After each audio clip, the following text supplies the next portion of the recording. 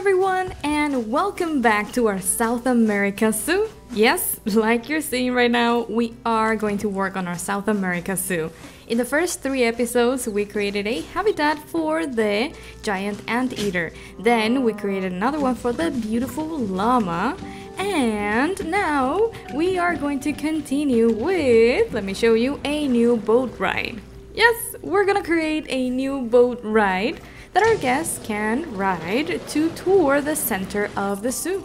It will have like this little entrance with a short queue where people can wait in line until they get another boat. So I'm very excited to show you all of this, so let's start building. I'm hoping this will inspire you to build your own rides. This is the current state of the zoo, basically like an air view. We have the entrance where you can see like the river, then we have the giant anteaters, and on the other side we have the llamas. Here I'm starting to make room for the actual river where we will have the tour. Basically I had this really small river, and initially I wasn't planning on adding a ride, but then I thought, why not? I love rides and I usually love to ride them in real zoos, so I really wanted to add them here. Well, basically here you can see me expanding the river.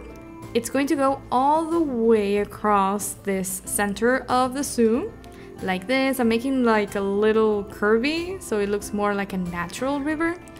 And you will see that, yep, here I'm testing the water. Basically my idea is to give guests a nice view of the animals that we're gonna place here in this middle section. We're gonna have, according to my plans, we're gonna have the sloth here in the middle, we're gonna have the jaguar, and I am also planning to add the spectacled bear because I love this new addition in the new Zookeeper's Animal Pack, which fits perfectly with our South America Zoo. So here you can see me placing the station and, well, testing the water because initially the terrain was too shallow, so the station was like giving me an error there. I had to make it a little bit deeper, and I changed the color to a more natural color of the water in the Amazon River. Here I have this station, and I loved placing down the stations. I think they're also great practice for Planet Coaster because I think the system is similar to how you place the tracks on that game as well. Looking forward to trying that, but I love how this works on the Planet Zoo rides. It's just so smooth. Well, I made the curves as smooth as possible, I think. Some of them are like straight, some of them are curved. Try to make them feel natural. Over here, I almost forgot that I had some plants, so I had to relocate them to, yeah, avoid running into the plants and getting those errors, and well, you know what I mean. But it's totally worth it because we're gonna have some happy guests around our zoos. Awesome, here I'm completing the track, and you can see that it's all underwater, so it will look like a boat.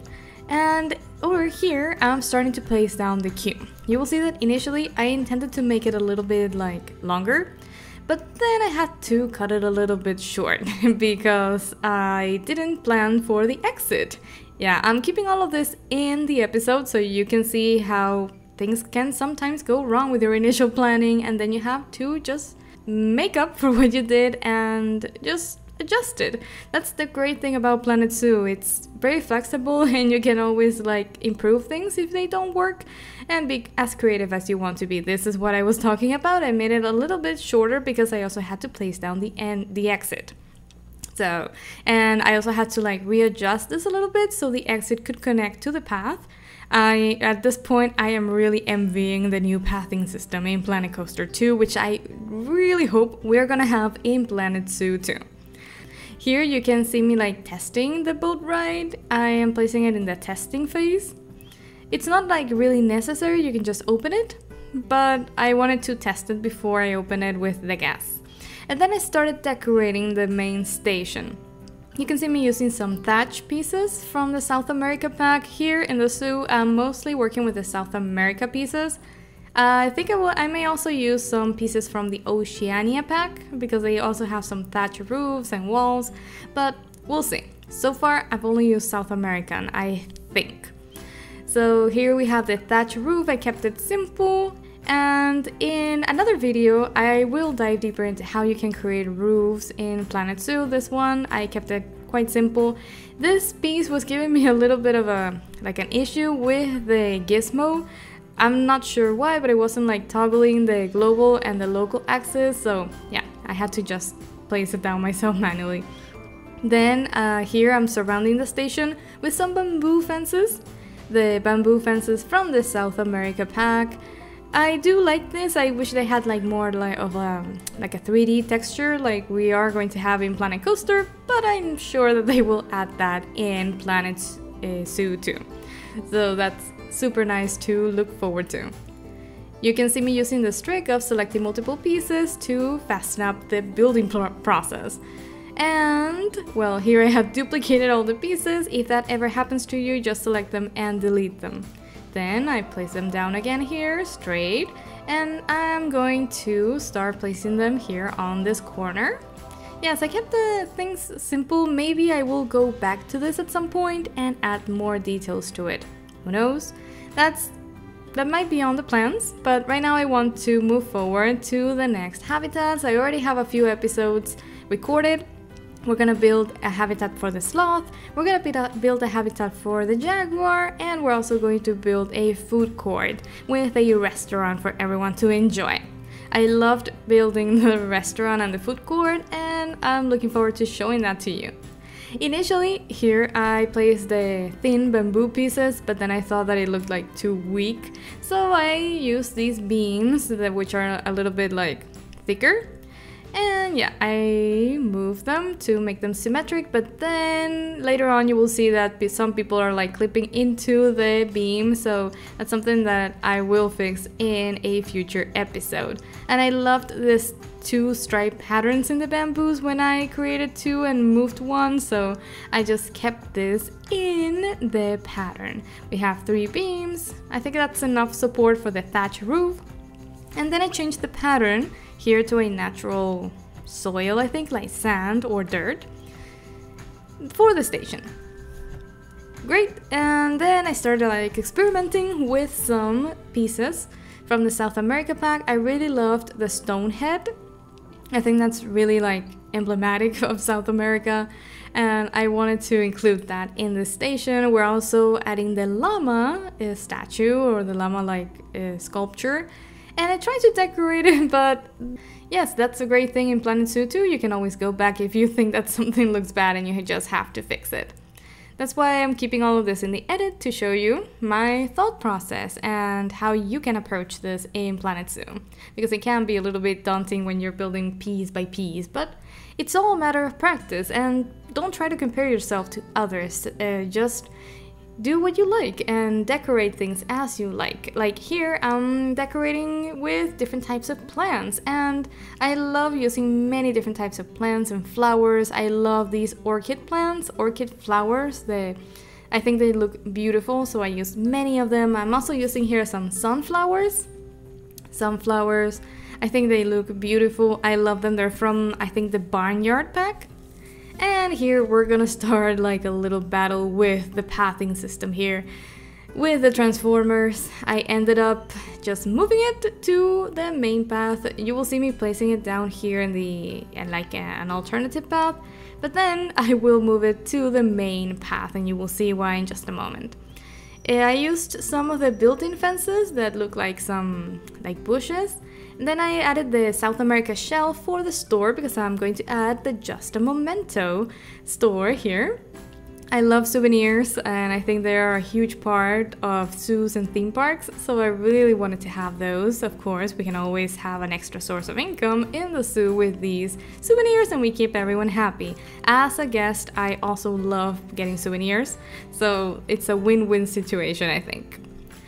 Okay, so here I'm checking like everything that we sell, and I think this area is looking nice, but then here you can see how I just had to move the power generator, the transformer, and I moved it here initially, but then I started testing if it covered the entire area, and it did seem to cover it when I moved it over here, but it was like on top of the plants, and I was planning to move the plants, but it didn't cover some of the signs over there in the anteater's habitat.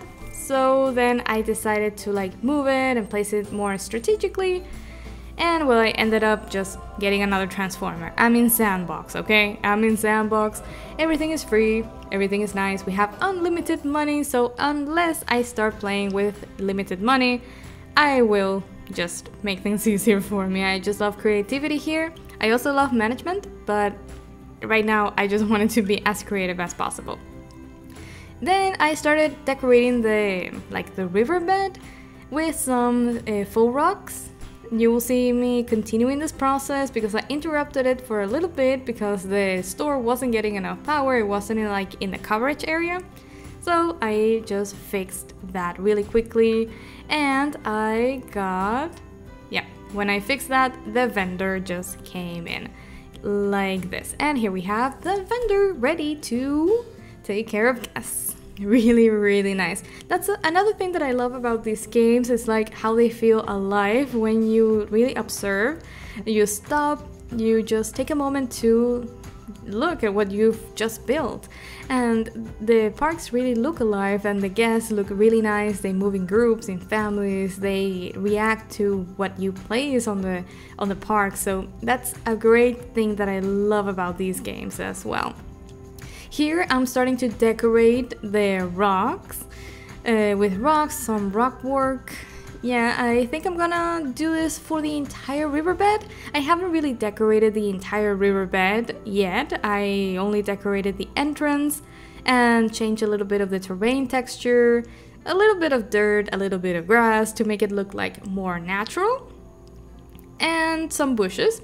Yep, I'm trying to stay with the theme, so using foliage from South and Central America, and I think they look great. I love that there's so much like variety to choose from Central and South America. It's a really beautiful region, and well, yep, you will see me continuing the foliage work, and this is what people see when they come into the zoo. Like, I think it's like the best marketing strategy, having the boat ride directly in front of the entrance, so you get people really excited to take a boat tour and pay a little bit extra. The boat tour will be like relatively cheap compared to the entrance, at least that's my plan, because once you pay for the entrance you should have like all the amenities and attractions ready for you to have a great experience. So that's my plan for the zoo, giving guests the best experience possible. Here I had like an interesting idea that I think I will need to improve in the future, but it's like creating like a stone bridge or a stone like cave. At least that was the original intention, where the boat could go under it, and just, yeah, something to decorate the tour with. And that's something that I will need to play around with in later episodes.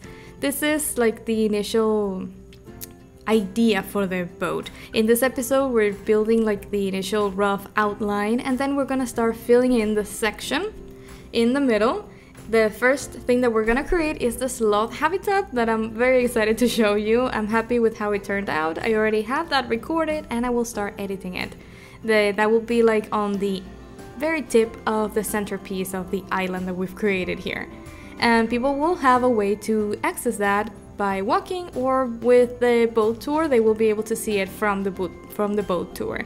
So really excited about that. You can see how I'm decorating this over here, so people can also see the boats while they are walking, in case they don't want to take the boat tour, but they can still see it. And here I'm adding the beautiful and loved by most Planet Zoo players, the buffalo grass. I think this is one of the most versatile pieces and I absolutely love it. Here you can see an air view of what we have so far. We have the river, we have the tour, we have the llama habitat, which is something that I will be like working on in another episode, that part of the mountain at the edge. But here you can see some cinematics. Let's go to the cinematics. This is the entrance of the boat tour. You can see it over here. Hello, hi, please, would you like to ride on our tour? Yes. So you wait, you see the boats, and once they arrive, you can ride the boats. I think the station looked quite nice. Quite nice, you can see the boats. Right now I only have 3 boats at a time. Maybe I will add some, but I need to close the station to add more boats. I will do that in another episode. And sometimes it's great to just sit back and watch what you build. I really love how this turned out, and I look forward to the next episode. Thank you for watching, have an awesome day, and I will see you in the next episode of our South America Zoo. I'm very excited about this series, and we are definitely going to add the spectacled bear, the new addition, to our Planet Zoo roster. So stay tuned. Thank you again for watching, have an awesome day, and have fun playing Planet Zoo.